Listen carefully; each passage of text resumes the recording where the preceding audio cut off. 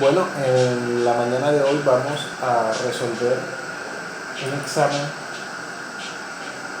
sobre urgencias de varias patologías, tanto de paciente médico como de paciente politraumatizado.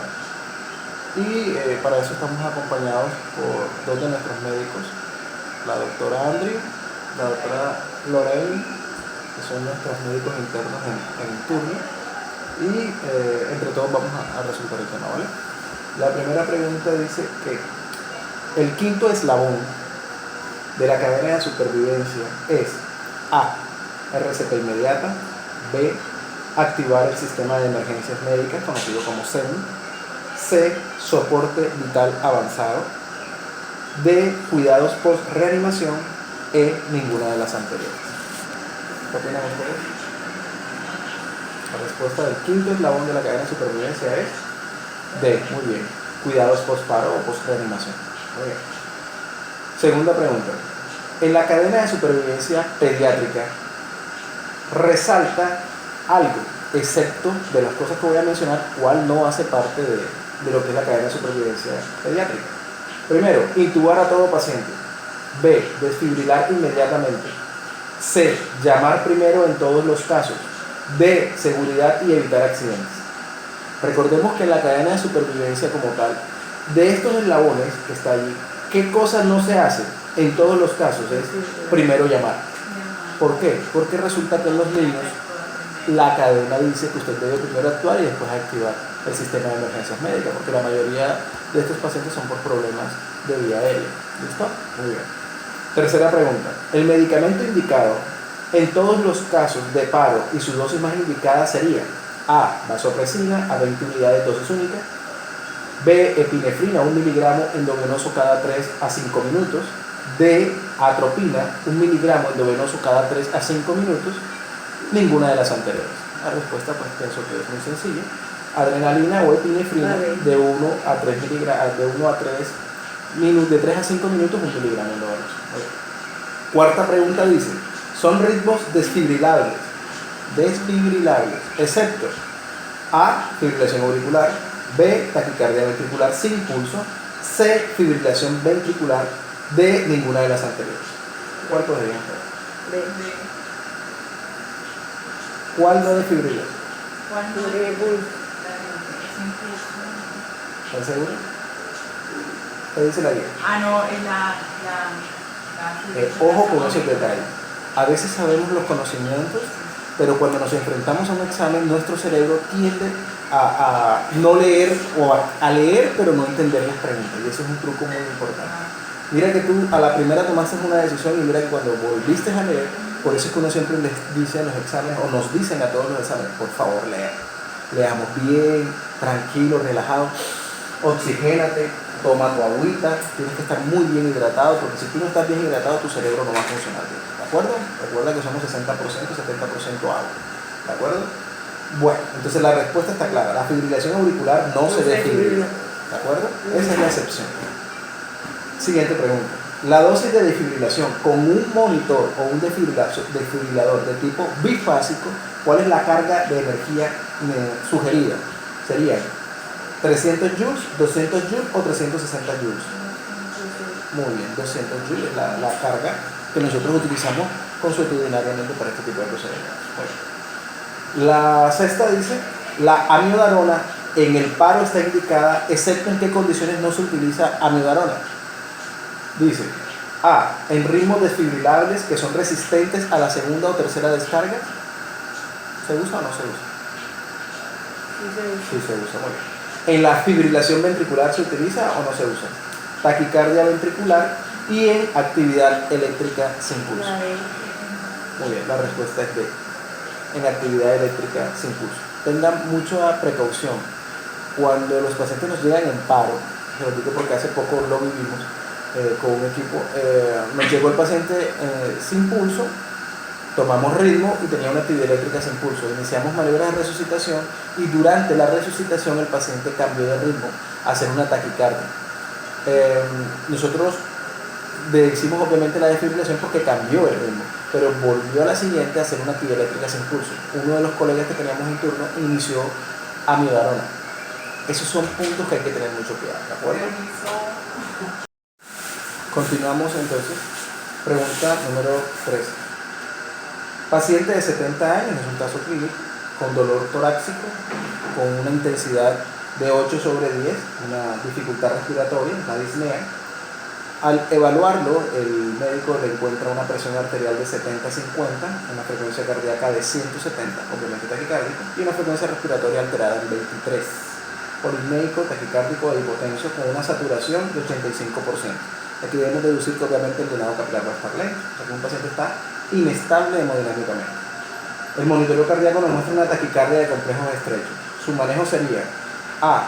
Líquidos endovenosos, amiodarona, oxígeno y 300 de la amiodarona. O B. Líquidos endovenosos, oxígeno, betametildigoxina, una ampolla IV y esperar respuesta. C. Líquidos endovenosos, oxígeno, cardioversión sincrónica previa sedación. D. Morfina, oxígeno, nitratos, asa, clopidogrel. E. Líquidos endovenosos, oxígeno y amiodarona 300 miligramos endovenosos. ¿Cuál sería su opción? Claro. Es un paciente que hay que colocarle líquidos, oxígeno, sedarlo y hacerle su cardioversión de tipo sincrónico. Es un paciente que está con una taquicardia de tipo inestable. Excelente. Pregunta número 14. Son factores de hacer arritmias o factores arritmogénicos, excepto que nos dice santinismo con X, santinismo. B. Tabaquismo. C. Hipertensión. D. Cocaína o consumo de sustancias con cocaína. E. El estrés. Esa es una pregunta que yo sé que no es tan sencilla de responder porque pues para nosotros es fácil entender que el tabaquismo, la hipertensión, la cocaína y el estrés son factores de riesgo obviamente para hacer arritmia. Pero el santinismo la mayoría de nosotros no tiene ni idea qué es. Seamos honestos, o sea, no nos vamos a poner a inventar cosas que no. El santinismo con X la mayoría no. Entonces, ¿qué hacemos? ¿Por qué estudiar? ¿Qué es el santinismo? El santinismo lo puedes encontrar en dos grandes grupos. Un grupo, lo que se define en el género animal, que tiene que ver con el pleomorfismo genético y un montón de cosas. Pero en el ser humano, el santinismo es un tipo de albinismo, ¿verdad? Donde altera realmente son los tegumentos, la piel y obviamente la melanina. Entonces, esa es la respuesta. O sea, el santinismo no es un factor de riesgo para que se produzcan arritmias. Entonces, es una pregunta que algunos pensarían que es malintencionada, pero la intención realmente es que uno debe estar preparado y haber estudiado todo un poco, porque para eso estudiamos medicina y medicina tiene de todo un poco. ¿Válido? Ok, continuamos entonces con la evaluación. Nos dice la pregunta: ¿son causas de paro? Obviamente paro cardiorrespiratorio, excepto A. La hipovolemia, B. El neumotórax a tensión, C. La hipertensión, D. Taponamiento cardíaco, E. Hipocalemia. ¿Cuál de estas no produce un paro cardíaco? La hipertensión arterial. Muy bien. 8. Al detectar una línea isoeléctrica, es decir, plana, cuando usted captura ritmo, ¿cierto? Ya sea con los monitores, o sea, con los latiguillos, o ya sea con sus paletas, usted lo primero que debe hacer es detener la reanimación. Primera opción. Segunda opción, declara muerto al paciente. Este man se murió. ¿De acuerdo? Tercero, verifica la conexión de los cables, ganancia del equipo o del monitor, etcétera, etcétera. O de ninguna de las anteriores. Muy bien. Eso se llama protocolo de línea isoeléctrica. ¿De acuerdo? Muy bien. Continuamos con la siguiente pregunta. Muy bien. Dice pregunta número 9. En el manejo de las bradiarritmias o bradicardias, el medicamento de elección en el caso de que esta bradicardia sea sintomática es A. Epinefrina, 1 miligramo endovenoso cada 3 a 5 minutos. Segunda opción, atropina 0,5 miligramos a 1 miligramo cada 3 a 5 minutos, dosis máxima 3 miligramos. C. Amiodarona 300 miligramos endovenoso.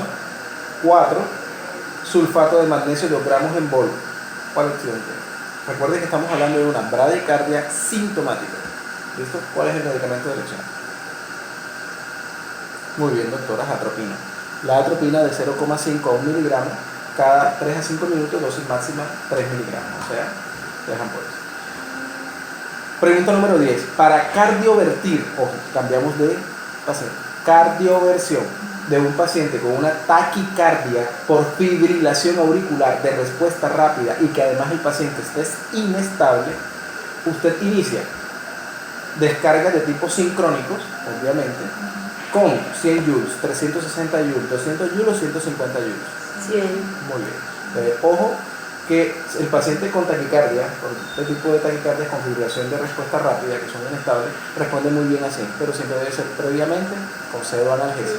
¿Ok? Muy bien. 11. La pregunta número 11 nos da una definición. Dice, intervalo PR que se prolonga progresivamente hasta que aparece una onda P que no conduce o no despolariza o no produce un complejo QRS, se denomina como bloqueo auriculoventricular de primer grado, de segundo grado MOVIX 1, de segundo grado MOVIX 2 o de tercer grado. Muy bien, es un bloqueo auriculoventricular MOVIX 1. Excelente. Pregunta número 12. Es una contraindicación para el uso de la amiodarona en las taquicardias de complejos estrechos, y válgase que ya sabemos que es una taquicardia de complejo estrecho y que es una taquicardia de complejo ancho. Una es supraventricular y la otra es de tipo ventricular. ¿Ok? Muy bien. ¿Cuáles serían las contraindicaciones para no usar amiodarona? Dolor precordial, tensión arterial sistólica mayor de 110, falla cardíaca, síndrome de Ward-Parkinson-White o síndrome de preexcitación, o ninguna de las anteriores. ¿Cuándo no utilizarías amiodarona?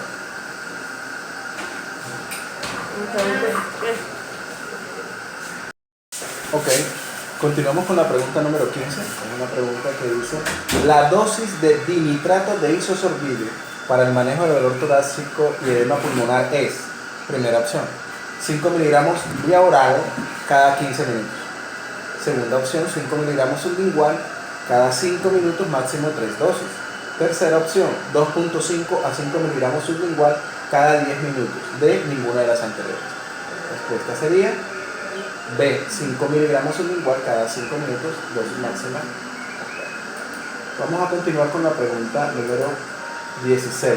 Bueno, dice, la meta para el control de la presión arterial en una urgencia hipertensiva es A, disminuir la presión hasta que se obtenga la normalidad. B, disminuir las cifras tensionales entre un 20 y un 25% en las primeras 24 horas. 3, no maneje las cifras tensionales. D, no haga nada. Completamente sencillo, ¿cierto? Nosotros ya sabemos que el objetivo es de 20 a 25% y para eso tenemos 24 horas. No hay que ser muy acelerado. Recuerden que la urgencia y la emergencia, la diferencia es la lesión del órgano blanco. Recuerden que entre las emergencias también se incluye la encefalopatía hipertensiva. Paciente con dolor de cabeza y cifras tensionales elevadas igual a encefalopatía hipertensiva hasta que se demuestre lo contrario y se hace el protocolo normal. ¿De acuerdo? 17. Son traumas, hablando ya pues de pacientes politraumatizados, son traumas críticos excepto A, vía aérea no permeable o que no permita permeabilización. B, ventilación inadecuada. C, shock. D, amputación. E, sangrado aislado. Muy sencilla, no es un trauma crítico, sino un sangrado aislado, ¿cierto? Muy bien. 18. Ante signos de inestabilidad hemodinámica, que ustedes saben, pulso rápido, diaforesis, llenado capilar lento, todo eso. Usted debe, en un paciente politraumatizado con inestabilidad hemodinámica, lo primero que usted debe hacer es A, canalice 2 venas. B, cubra las heridas. C, coloque vendajes. D, extricar. Recuerden, extricar. E-X-T-R-I-C de casa A-R. Extricar rápidamente para manejo. E, ninguna de las anteriores. ¿La A? ¿Qué te dices? La D, extricar rápidamente. ¿Sabes qué es extricar? Indicar Okay. el manejo rápidamente. Extricar es un vocablo que se utiliza mucho en los libros, sobre todo españoles, ¿listo?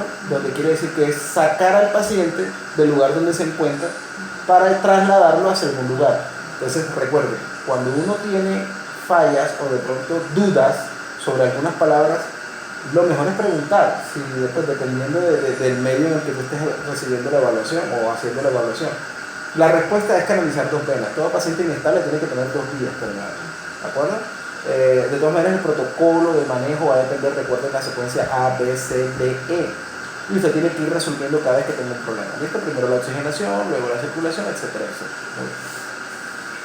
Pregunta número 19. La pregunta número 19 nos dice: un paciente con trauma de tórax, dolor torácico, equimosis y movimientos paradójicos en el tórax, usted pensaría: A, que el diagnóstico es una asfixia traumática; B, que es un tórax inestable; C, que tiene una fractura de reja costal; D de Dios, rotura aórtica, o ninguna de las anteriores.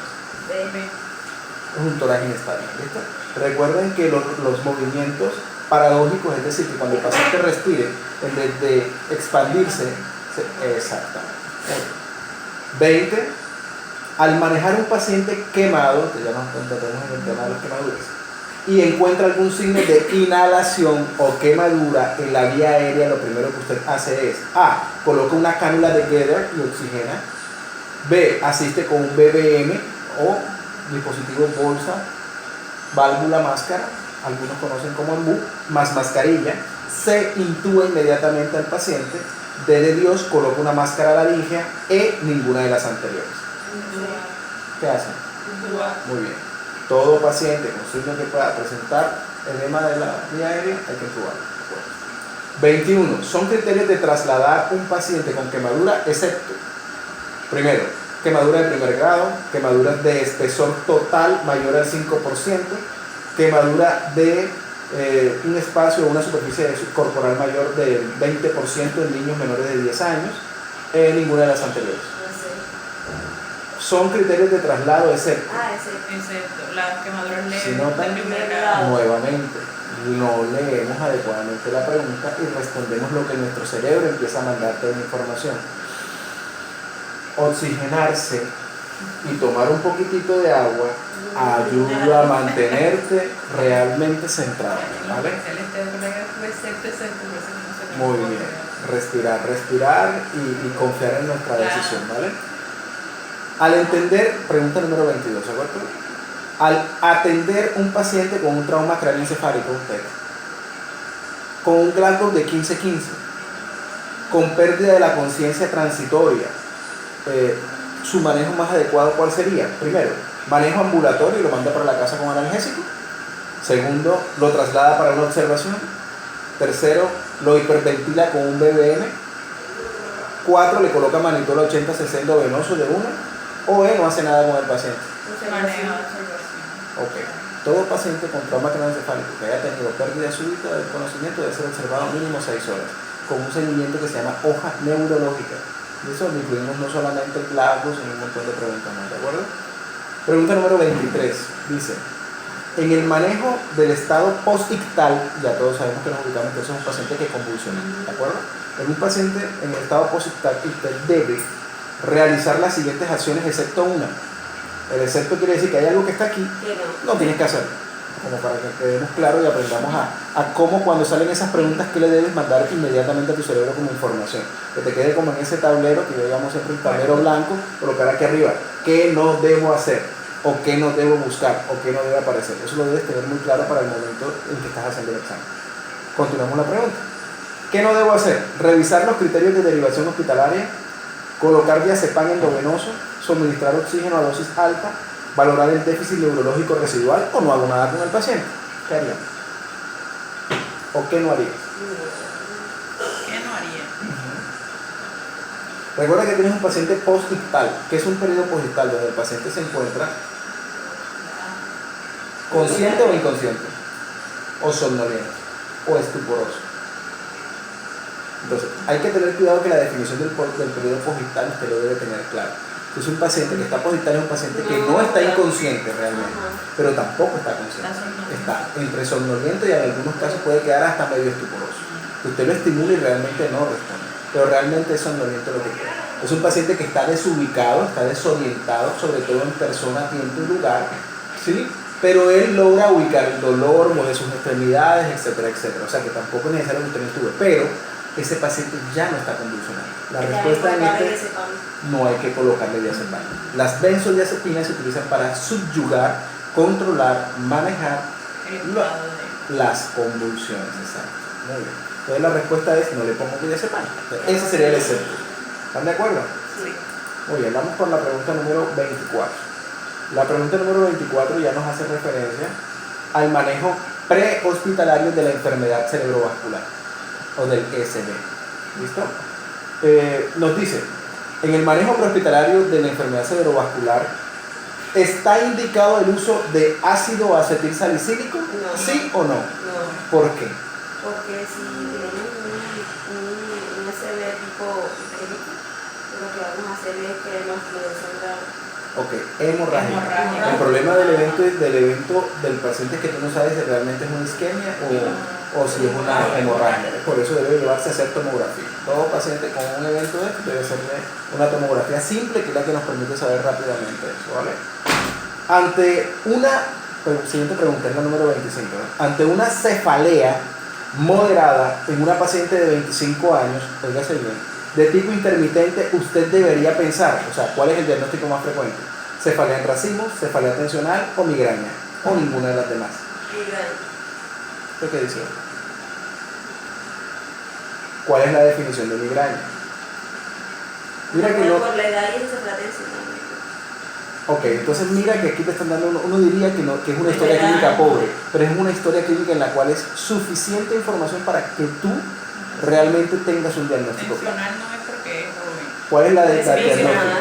diagnóstico? ¿Cómo se hace el diagnóstico? ¿Cuál es la definición de cefalea tensional? ¿Cuál es la definición de racimo o de migraña? La tensional es la cefalea, pues se tolera y aún así persiste dolor también en los hombros de la nuca. Ok, miren, la forma más sencilla es mirar qué te están dando. Te están diciendo que es una cefalea, te están dando la intensidad que es moderada. Ya de salida quitas la de racimos, porque la de racimos siempre da muy intensa. ¿Listo? La migraña normalmente puede tener cualquiera de las dos categorías, moderada o severa, o sea que todavía te quedarían dos, ya descartaste una, tensional o migraña. Paciente de 25 años, bueno, los pacientes migrañosos realmente pueden comenzar a jóvenes, pero también pueden presentar. Pero el tema de que sea intermitente quiere decir que la migraña no es intermitente, No, es constante. Entonces nos queda que es una cefalea tensional. Entonces, es bueno.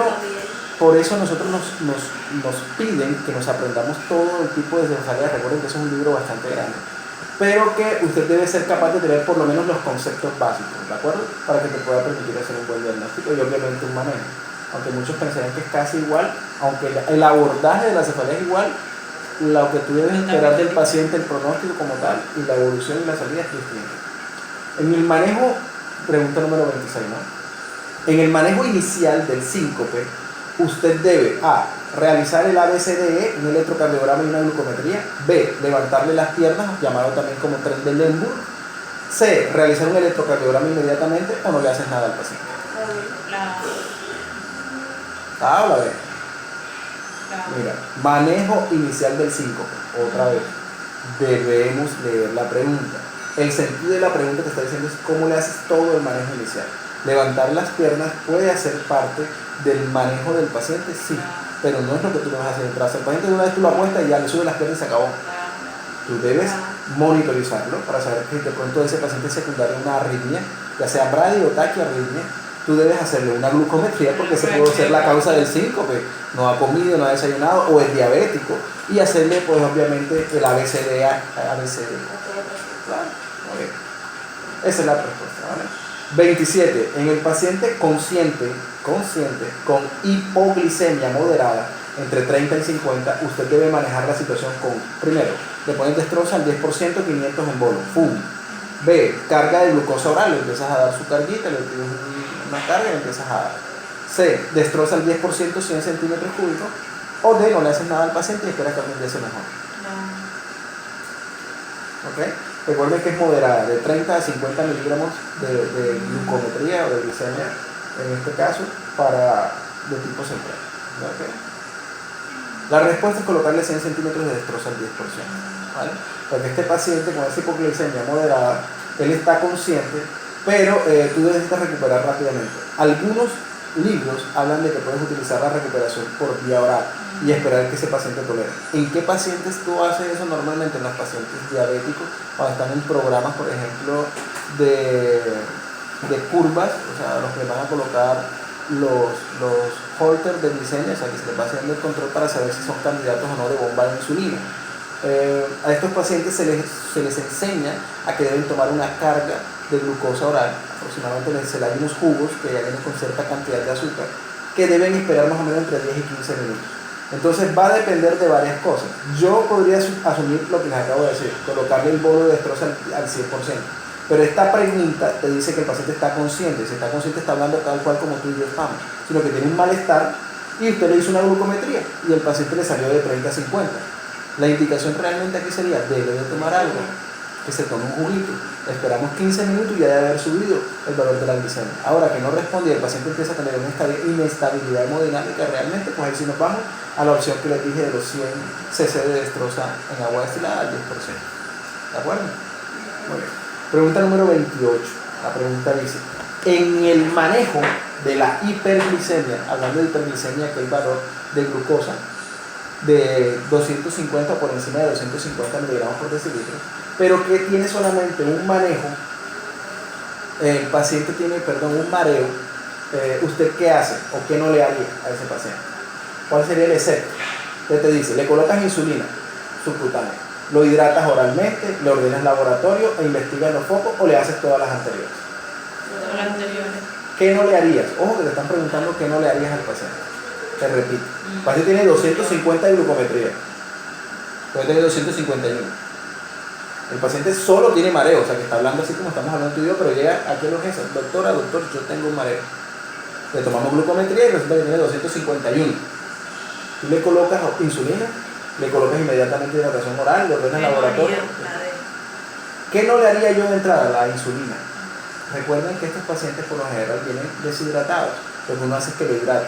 Nosotros en las urgencias lo que hacemos normalmente es que lo hidratamos con salino, solución salina, para darle una hora para que la homeostasis permita recuperar a ese paciente realmente su estado hemodinámico. Pasado una hora usted le hace un control de glicemia y mira, hombre, ¿mejoró o no mejoró la azúcar? Ah, no mejoró, sigue hacia arriba, ahí sí le colocamos insulina, pero no de entrada. ¿Estamos de acuerdo? Muy bien. Pregunta número 29.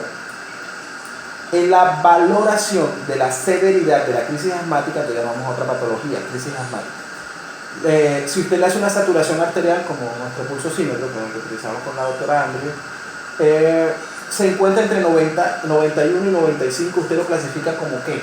Mira que nada más te están dando un solo valor, porque hoy en día el manejo tiene que ser muy dinámico, muy rápido, ¿sí? Y te dice, tú encontraste el paciente tiene dificultad respiratoria, tiene un antecedente de asma y le colocaste el pulsosímetro, te dio 92. ¿Cómo lo clasificas a ese paciente? ¿Como una crisis leve, una crisis moderada, una crisis severa o no tiene crisis? ¿Ustedes qué opinan? Por saturación. Sí, nada más con el valor de la saturación. Moderada, muy bien. La saturación entre 90 y 95 con un paciente en crisis, eso quiere decir que usted lo auscultó o le está escuchando la sibilancia, ¿de acuerdo? Eso da una crisis moderada. Pregunta número 30. La droga de primera elección en el manejo de la anafilaxia es A, hidrocortisona, B, metilprednisolona, C, adrenalina, D, ninguna de las anteriores. Sí, adrenalina. Creo que eso ya tuvimos una charla hace unos días bastante interesante, donde creo que no vamos a redundar. Sí, es adrenalina, entre 0,3 y 0,5 miligramos, ¿de acuerdo? Dependiendo de los factores que en ese momento. Bueno. 31. En un accidente ofídico con edema mayor de 4 centímetros perilesional, presencia de flictenas, hipotensión, fase neurotóxica, se clasificaría como ofidiotoxicosis o accidente ofídico en estadio 1, 2, 3 o 4. 3. ¿Seguras? Sí, Repito, tiene edema de más de 4 centímetros, tiene flictenas, tiene hipotensión, o sea, ya tiene choque. Además tiene una fase neurotóxica. 4. Papi, está en 4. Ninguna de las anteriores. ¿Ah? ¿Clasificación? No, está bien 3 porque nada más trae 3. La ofidiotoxicosis no se clasifica 1, 2 y 3. O leve, moderada y severa. Entonces, ojo con esas preguntas, que a veces nos dejamos tentar por comentarios que no van al caso. Muy bien. Vamos para la pregunta número 32. La pregunta número 32 nos habla de que en el manejo del shock o choque, las metas para el manejo de la presión arterial es, primero, obtener una presión arterial sistólica por encima de 90, o tener una presión arterial diastólica por encima de 90, tener una presión arterial sistólica por encima de 120, o tener una presión arterial sistólica mayor de 120 y diastólica mayor de 80. ¿Cuál es la meta cuando estás haciendo? Mayor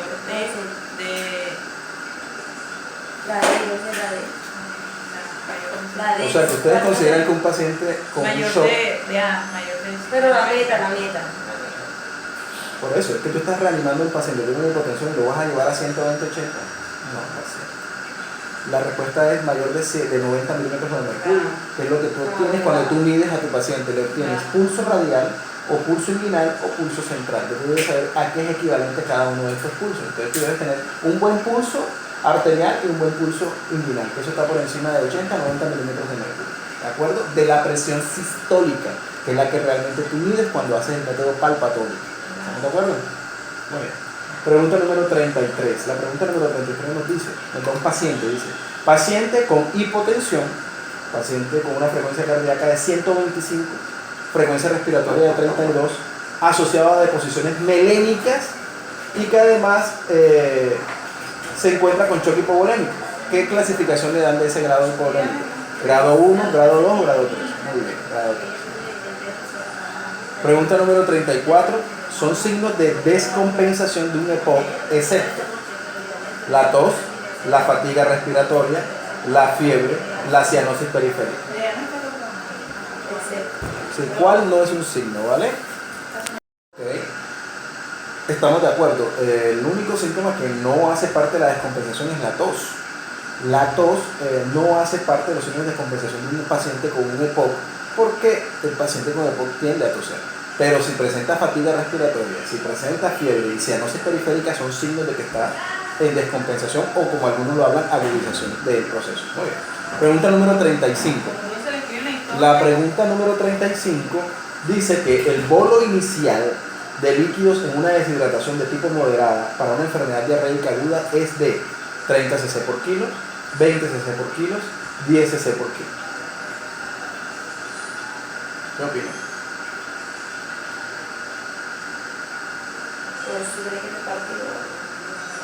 ¿De qué va a depender? Va a depender de si es un adulto o si es un niño. ¿De acuerdo? Y si ese niño, si es un niño, si ese niño está desnutrido o es un paciente sano. Entonces, lo que dice usted va a depender de qué literatura ha leído. Si usted ha leído, por ejemplo, de la IEPI, te da unos valores. Si usted ha leído de la PRECOPS, te da otros valores. Si usted utiliza el manual de terapéutica, también te va a dar otros valores. Pero mira que usted está dando algo en común, que es que está moderado. ¿Listo? ¿Cuál sería el valor? Entre 20, de 20 a 30 cc por kilo, dependiendo del estado de deshidratación. Realmente, como está moderado, ponen 20. ¿Vale? Paciente, pregunta 36. Al valorar un paciente con dolor abdominal, los signos de alarma son que tenga dificultad para respirar, que presente inestabilidad hemodinámica, que ya la conocemos, que tenga alteraciones del estado de conciencia, o que tenga alguna masa pulsátil a nivel abdominal. Todas las anteriores, ninguna de las anteriores. Todos son signos de alarma. 37. Son criterios de complicación de una infección urinaria: A, que no tolere la vía oral, que esté embarazada, que sea un hombre, o que tenga una obstrucción urinaria. Ninguna de las anteriores, todas las anteriores. ¿Qué criterio de esos es de que una infección urinaria se haya complicado? Muy bien, obstrucción de la vía oral. Recuerden que de todas maneras el hecho de que seas hombre o que seas mujer no lo va a complicar. Es un lío. Okay. Sin embargo, miren que la intolerancia a la vía oral muchos pensarían, pero eso realmente no es lo que... Bueno. Pregunta número 38. Para el manejo de la hipertensión arterial, estadio 2, paciente ambulatorio, ¿qué debe preferirse para el manejo? Primera respuesta: A, manejo con diuréticos como monoterapia. B, manejo con ARA2 como monoterapia. C, terapia combinada con inhibidores de la ECA y con ARA2 más diuréticos. C, no le hacen nada al paciente. Sí, en Colombia, como nosotros somos mestizos, realmente se utilizan los ARA2 como primera opción, como monoterapia. Antes estaban los inhibidores de la ECA, pero ahorita estamos utilizando son los ARA2 por todos los beneficios que hemos logrado nosotros. Bueno, chicos, esa ha sido la última pregunta. Espero que les haya gustado. Ojalá revisen el tema. De todas maneras, esto se está actualizando constantemente. No olviden revisar las últimas actualizaciones, ¿vale? Ya sea de las asociaciones europeas, americanas o de la universidad en la que ustedes estén pues, estudiando. Recuerden que nadie tiene la verdad absoluta en medicina, todos tenemos la oportunidad de tener un concepto basado en algo que esté respaldado, tampoco nos vamos a inventar las cosas, pero la intención es que nos mantengamos siempre en constante formación y autoformación. Que Dios les bendiga, éxitos, bendiciones, prosperidad, dinero y victoria. Cuídense.